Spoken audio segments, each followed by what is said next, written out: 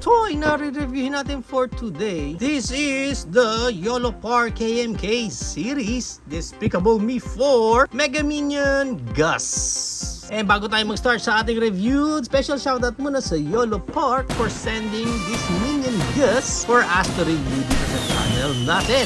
Once again, YOLO Park, thank you so much for sending these.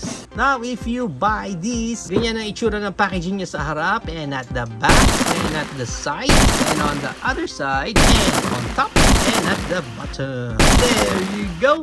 After unboxing Mega Minion Gas, we have here the cardboard ng YOLO Park na meron mga QR for their customer service and our manual for Minion Gus. And as you can see here, naka-clamshell pa si Gus. So, i-assemble na natin yan. Assemble na natin dito yung kanyang paa.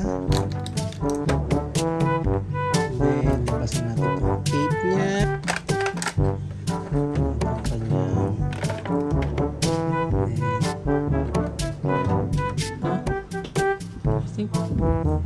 then itong hands niya. Siya pasok.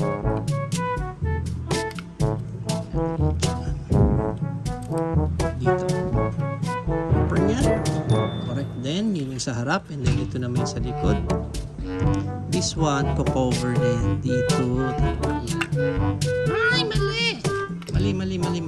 And ito, dapat pala dyan. Yan.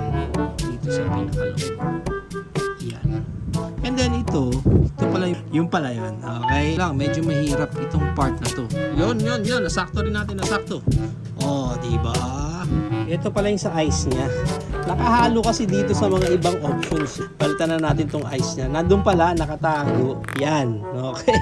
So, yan. Then, tatakip na natin ito. Yan. Okay. And ang finishing touch natin is itong kanyang cape.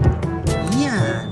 Okay, may mga naiwan pa dito accessories. Dalawa pa tong kamay niya na naka-close fist. Yan, may option din kayong ganyan. And may mga options din na mga mata kung ano yung gusto nyong gamitin sa kanya. Nandito rin yung stand ni Gus. Yan, tulad din ng iba, sticker lang din itong nakalagay dyan. Let's proceed na dito kay Gus. Check natin yung details niya. Ba't kaya ganito yung itsura ni Gus?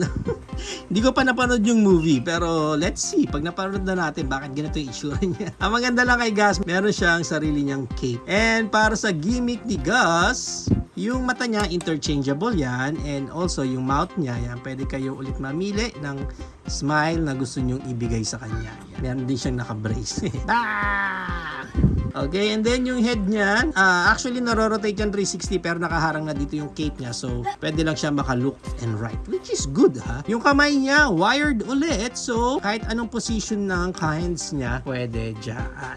Okay, pagdating ulit sa feet niya, articulated, so meron siyang back kick and front kick, and naro-rotate din niya ng ganyan. Yung paa niya is on a ball joint, so pwede tayong mag-up and down, may tiltage din sa side. Yung cape niya, wala nang any articulation dyan. And isa pa niyang gimmick is spring-loaded din siya, pero yung spring niya, pinisa-pisa lang natin siya.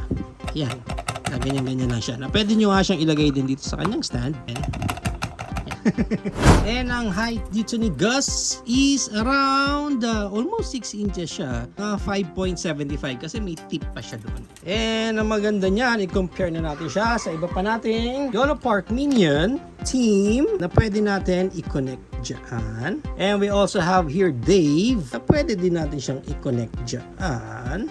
And pasok natin ang ating YOLO Park AMK Pro Series na si Optimus Prime, YOLO Park AMK Series na si Bumblebee, YOLO Park AMK Mini Series na si Optimus Prime, Super Mario Bros na si Bowser, and ang ating Hammond Collection T-Rex.